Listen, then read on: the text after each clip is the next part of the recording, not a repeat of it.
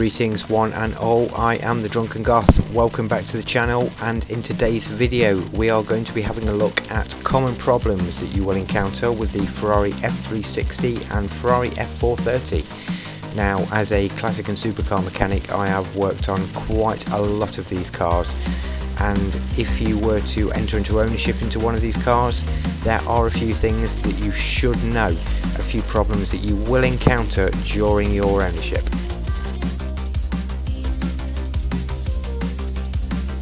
So first on the list is something that should be relatively obvious and should be done at every service, is brake bleeding. Now, I've seen a lot of cars where the brakes haven't been bled and the bridge pipe between the two sides of the caliper blocks and solidifies into a gel-like substance. The danger with this is that it doesn't change the feel of the brake pedal, so you do not know you've got a problem until your brakes fail. Next on the list is the F1 clutch system. Now, I'm sure if you've done any research into ownership before buying a car, you will know that the F1 clutch can have several issues, the main one being the wear as you sit in traffic if you leave it sat in first gear. This isn't the only problem. Unfortunately, with how strong the hydraulic system is, a lot stronger than your foot on the clutch pedal, if you are to delay getting this changed, it will end up in full clutch failure, as the hydraulic system will pull the release bearing through the fingers on the clutch plate. Next up is ball joints. Now, they are a common issue on both the 360 and the 430. It doesn't take much to knock the ball joints out, and you will probably find that every 3-4 years on your MOT it will come up with an advisory or fail on ball joints on the wishbones. Now, it's not a particularly difficult job to do. It is something you could do at home in your own garage should you choose to, and you can get up-rated parts which will last a lot longer.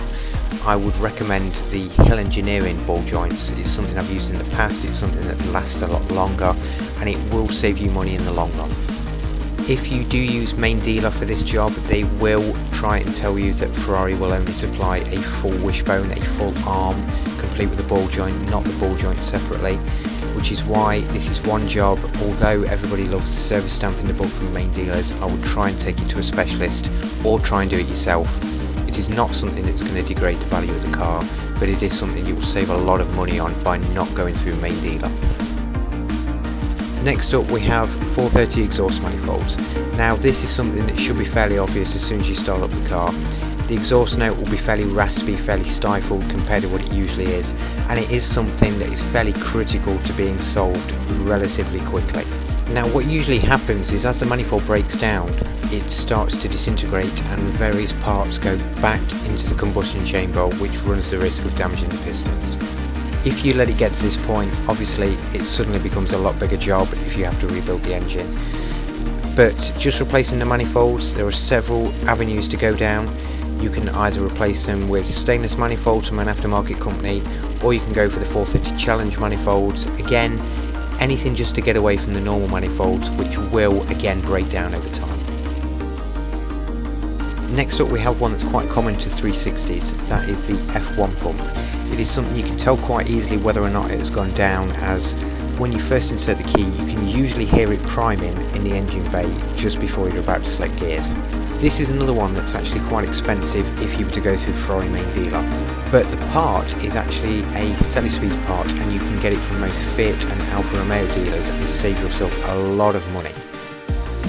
Next we have problems with the 360 Spider roof. Now, it is something always to look out for if you are potentially purchasing a 360 Spider.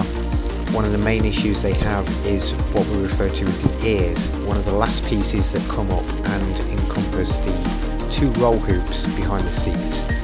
The entire roof mechanism is controlled by dozens of micro switches, all which are very flimsy, all which can bend out of shape very easily. And what happens is, if one of these is out of place, then the roof doesn't see certain elements have worked. What happens is, as the ears, as we call them, come up, it ends up breaking the clips and basically wiping them off the car as the roof operates. Finally, we have F430 rear lights. Now, the lights are attached to the car through 3 studs which are in the plastic of the light housing. Now with the various heat cycles and the vibrations of the exhaust, these studs are very weak in the plastic section in the light housing, so it doesn't take much for them to become loose, for them to snap off, and then suddenly you've got a lot bigger vibration as the lights rattle around in the bodywork.